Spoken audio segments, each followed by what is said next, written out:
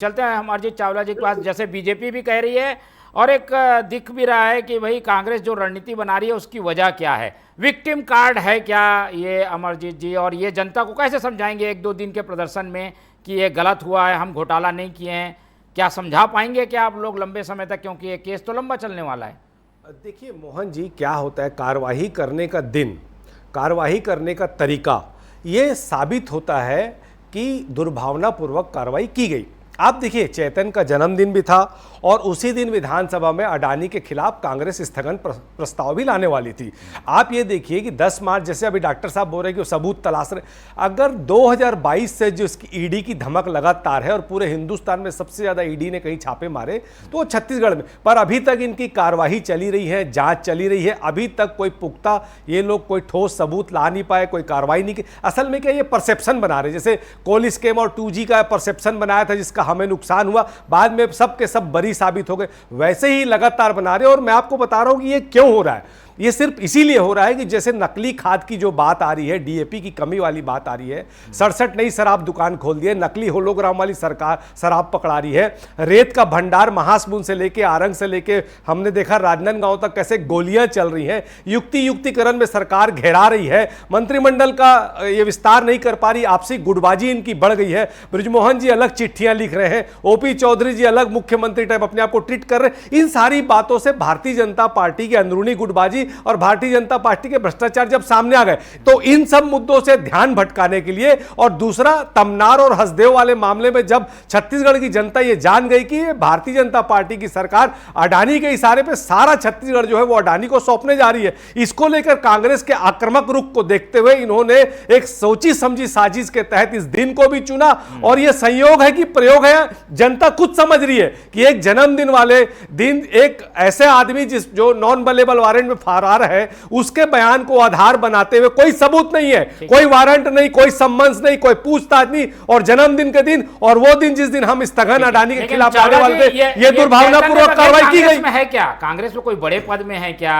क्यों कांग्रेस इतना इसको हवा बना रही है? अभी तो कवासी लखमा अंदर हैं सबसे बड़े नेता आदिवासियों के, पर चैतन्य बघेल के लिए इतने हाय तौबा क्यों? नहीं, देखिए हाय तौबा वाली बात नहीं है। मैं आपको बता दूं, ना भूपेश बघेल जी डरने वाले नेता हैं और ना चेतन बघेल जी डरने वाले नेता है। हम क्या गलत चीज का विरोध कर रहे हैं? हम ये बोलते हैं कि हेमंत बिस्वा शर्मा के बारे में मोदी जी ने अपने भाषणों में बड़ी बड़ी बात कही थी कि ये जेल जाएगा, वॉशिंग मशीन में शामिल हुआ, वो मुख्यमंत्री बन गया, शुभेंदु अधिकारी के खिलाफ आपने कुछ नहीं किया, अजीत पवार को आप 1 लाख करोड़ की संपत्ति वापिस दे दिए, प्रफुल्ल पटेल को आप अपने साथ सहयोगी के तौर पर शामिल कर लिए। तो ये जो विक्टिम दिख रहा है, ये साफ साफ समझ में आता है कि अगर भारतीय जनता पार्टी में आप प्रवेश कर लोगे तो आपके सारे पाप धुल जाएंगे, और नहीं तो इसी तरह केंद्रीय एजेंसियों का दुरुपयोग करके आपको परेशान किया जाएगा। अजीत पवार का 1 लाख करोड़ रुपए रातों रात आईटी जो है वापस कर देती है, और कांग्रेस के जो लोग दबते नहीं है, डरते नहीं है, भ्रष्टाचार में फंसते नहीं है, तो उनके खिलाफ केंद्रीय एजेंसियों से माहौल बनाकर उनकी छवि खराब करने का प्रयास किया जाता है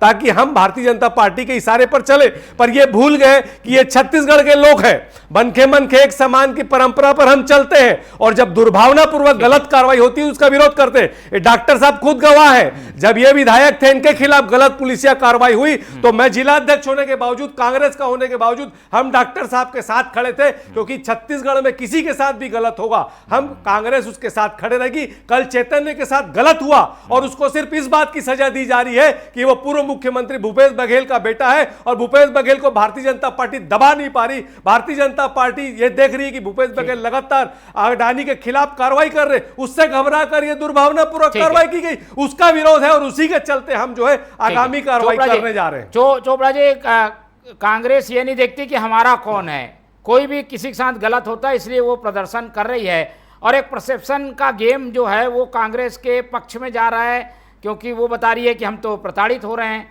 आप लोग जनता को कैसे समझाएंगे कि ये जो कार्रवाई है वो सही है, जायज है?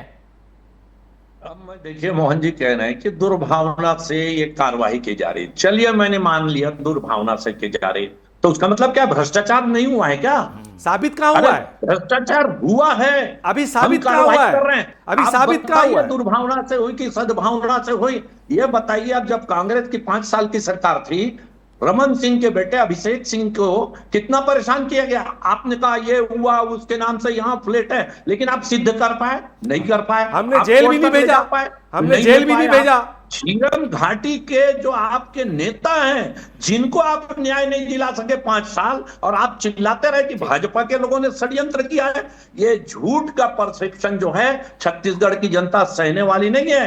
अरे जिस समय मोदी जी मुख्यमंत्री थे, आपने 12 घंटे उनको बुला करके पूछताछ की थी, 12 घंटे उनको पानी पीने तो नहीं क्या दिया बदला था। लिया जा रहा है? आज आपको लग रहा है कि उसी बात का बदला ले रहे हैं क्या मोदी जी? आप बता रहे हैं। कांग्रेस के नेताओं से मोदी जी उसी बात का बदला ले रहे हैं क्या? चोपड़ा जी, कोई भी गलत कर रहा है वो दोहराया नहीं जाना करने चाहिए। वाले नेता हैं। अरे सैकड़ों करोड़ का जो आदमी बिल्डर हो, वो खेती किसानी करने वाला हो सकता है? कौन सा किसान है बताइए जो सैकड़ों करोड़ कमा रहा है? आज बता दीजिए एक किसान का नाम। और आप उनको किसान बोल रहे हैं, और वो बिल्डर है, कितने बड़े बड़े काम कर रहे हैं आप बता दीजिए। हसदेव तमनार बोल रहे हैं। आपको मैं भूपेश बघेल जी का स्टेटमेंट दिखा दूंगा।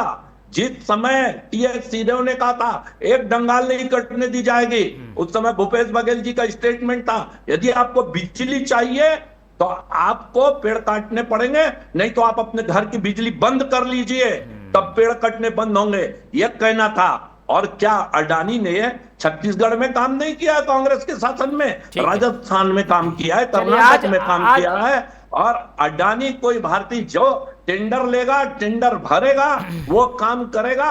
आप भरिए अमरजीत भाई, आपने काम करिए, लेकिन नियम से होगा भाई। लीजिए, चोपड़ा जी, आपको काम मिलेगा।